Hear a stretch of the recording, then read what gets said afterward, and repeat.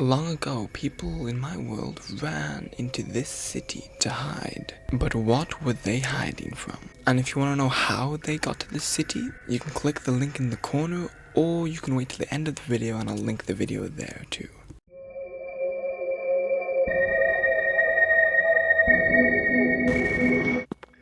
The man running through the street was being chased by his childhood. Not a memory of his actual childhood, or at least something that looked like it. The thing behind him had his mother's voice, his father's face. His childhood home was growing out of his back like a tumor. Doors opened where there should have been skin. Windows blinked like eyes. It called his name, and then it called someone else's. Around him, the city was collapsing, not from war, not from invasion, not from plague. The sky itself was tearing open as impossible things poured into reality. People ran from distorted pieces of their own lives. Entire streets disappeared beneath things that shouldn't ever have existed. And nobody understood why. To understand how humanity ended up hiding beneath its own planet, we have to go back. Back before the collapse, back before the fragments, back to the greatest civilization humanity ever built. 'Cause this wasn't a dying world, and somehow it still died.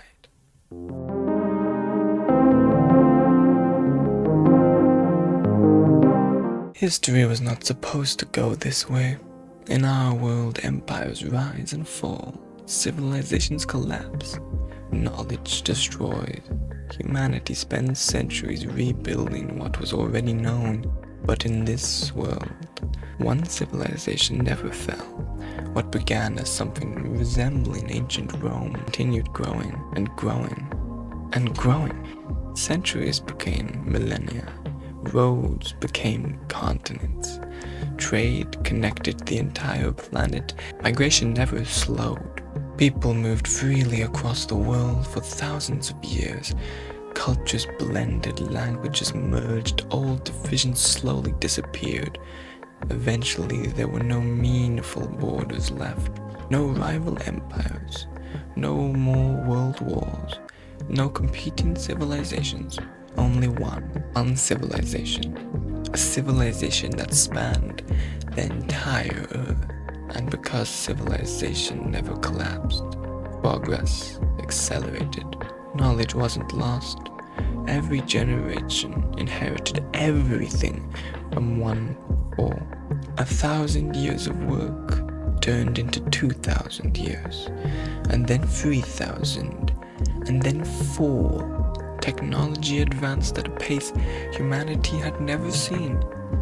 What once took centuries now took decades. The world grew richer, safer, more connected. Humanity had seemingly solved itself. Every problem looked temporary. Every obstacle looked conquerable. It was the closest humanity had ever come to perfection.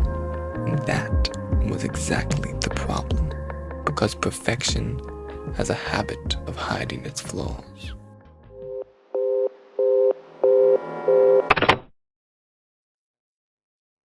Success creates growth. Growth creates people, and people create memories. Lots of memories. Every conversation, every dream, every friendship, every fear, every moment of every life. Humanity expanded across the planet.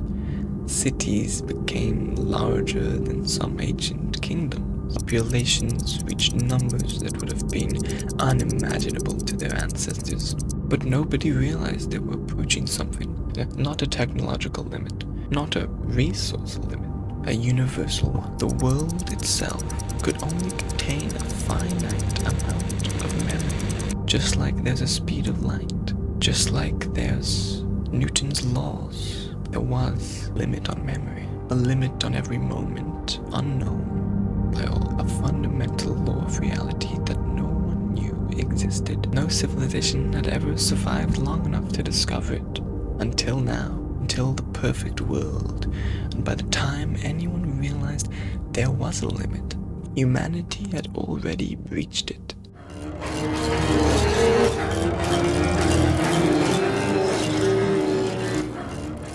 Humanity never built the apocalypse.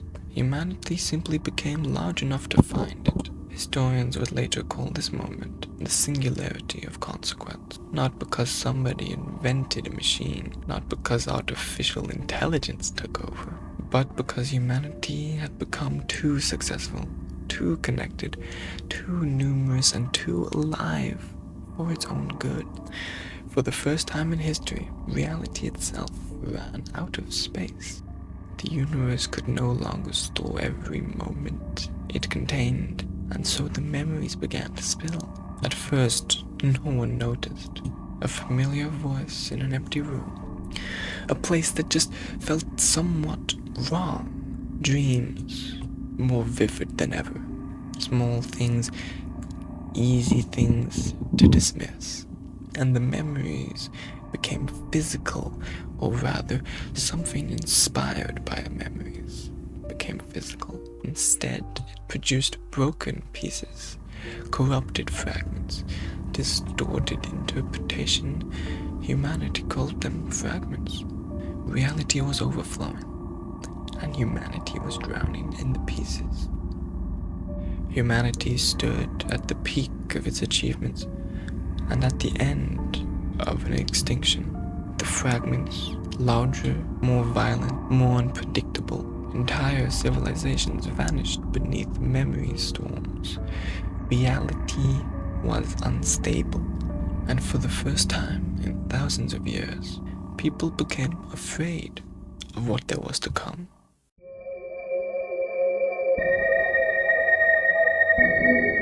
Most people never escaped. Not because they lacked courage, because mathematics had already decided their fate. Billions remained on Earth, watching reality deteriorate around them. The fragments became impossible to avoid. Nobody could predict what would appear next. History itself became unreliable. Even the past felt unstable. Humanity wasn't just losing the world, it was losing truth. And eventually, it became obvious the surface could not be saved. If the people wanted to survive, they would have to go somewhere else. Not up, down. Long before the collapsed explorers had discovered something remarkable. Beneath the planet existed an enormous hidden world. Water-filled caverns larger than cities, like underground seas. Entire ecosystems untouched by sunlight. Most people considered these places death traps. The most ruthless people explored them. The strange people, the reckless people. People everyone called crazy. And then the collapse happened, and suddenly those explorers became humanity's guides. Because they discovered something important. The deeper you traveled underground, the weaker the fragments became. Nobody knew why. Maybe stone shielded reality. Maybe the memory overflow struggled to penetrate deep into the depths. Maybe there was another explanation entirely. Nobody cared. It worked. That was enough. Humanity dug. Entire populations of millions of people descended beneath the surface. Settlements formed around underground lakes. Ancient cave networks became roads. New cities rose in eternal darkness. The rich escaped to the stars. The unlucky escaped to the earth. And over generations, something strange happened. People stopped thinking of themselves as survivors. The underground became home. Children were born who had never seen the sun. Entire cultures developed beneath the surface. The descendants of the perfect civilization adapted to a world their ancestors would have considered impossible. The world was gone, its surface cities buried beneath chaos, its monument consumed, its golden age reduced to simple bedtime stories. But humanity endured, not in the light, in the dark. That's how the perfect world died, not because it failed, because it succeeded. A civilization so stable, so prosperous, and so long-lasting that it encountered a law of the universe no society had ever lived long enough to discover: the memory limit. If you want to see me put all this world building to use, then you better subscribe because my next video is going to be the second chapter of my manga.